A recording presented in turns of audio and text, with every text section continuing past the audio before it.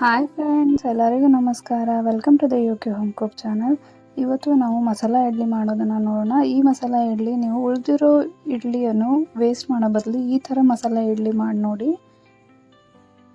ನಾನು 4ರಿಂದ 5 ಉಳಿದಿರೋ ಇಡ್ಲಿಯನ್ನು ತೊಗೊಂಡಿದ್ದೀನಿ. ಅದಕ್ಕೆ ಈ ಥರ ಪೀಸಸ್ ಆಗಿ ಕಟ್ ಮಾಡಿಕೊಳ್ಳಿ.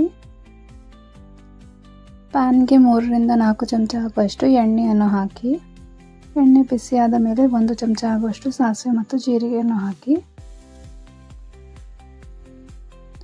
ಸ್ವಲ್ಪ ಕರಿಬೇವನ್ನು ಹಾಕಿ, 1 ಕಟ್ ಮಾಡಿರೋ ಈರುಳ್ಳಿಯನ್ನು ಹಾಕಿ, ಸಣ್ಣದಾಗಿ ಹೆಚ್ಚಿರುವ ಇದನ್ನು ಚೆನ್ನಾಗಿ ಫ್ರೈ ಮಾಡಿಕೊಳ್ಳಿ 1 ನಿಮಿಷ.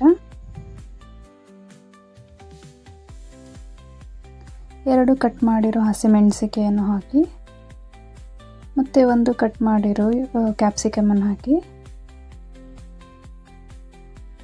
ಇದನ್ನು ಫ್ರೈ ಮಾಡಿಕೊಳ್ಳಿ.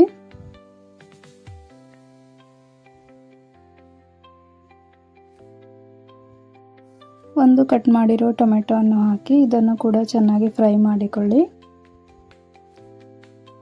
2 ನಿಮಿಷ. ಎಲ್ಲ ವೆಜಿಟೇಬಲ್ಸನ್ನು ಚೆನ್ನಾಗಿ ಫ್ರೈ ಮಾಡಿಕೊಳ್ಳಿ.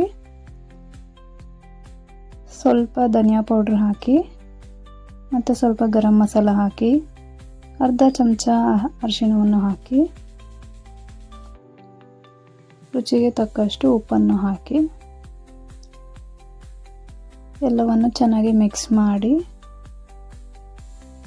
ಮಸಾಲೆಯನ್ನು 1 ನಿಮಿಷ ಫ್ರೈ ಮಾಡಿ. ಫ್ರೈ ಆದ ಮೇಲೆ ನಾವು ಇಟ್ಕೊಂಡಿರುವ ಇಡ್ಲಿಯನ್ನು ಹಾಕಿ ಚೆನ್ನಾಗಿ ಮಿಕ್ಸ್ ಮಾಡಿಕೊಳ್ಳಿ.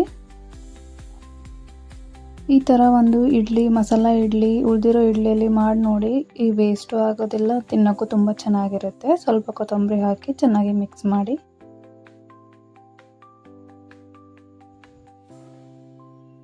ಮಸಾಲ ಇಡ್ಲಿ ತಿನ್ನಲು ರೆಡಿಯಾಗಿದೆ. ನಿಮಗೆ ಇಷ್ಟವಾದರೆ ಲೈಕ್ ಮಾಡಿ, ಶೇರ್ ಮಾಡಿ, ಕಮೆಂಟ್ ಮಾಡಿ.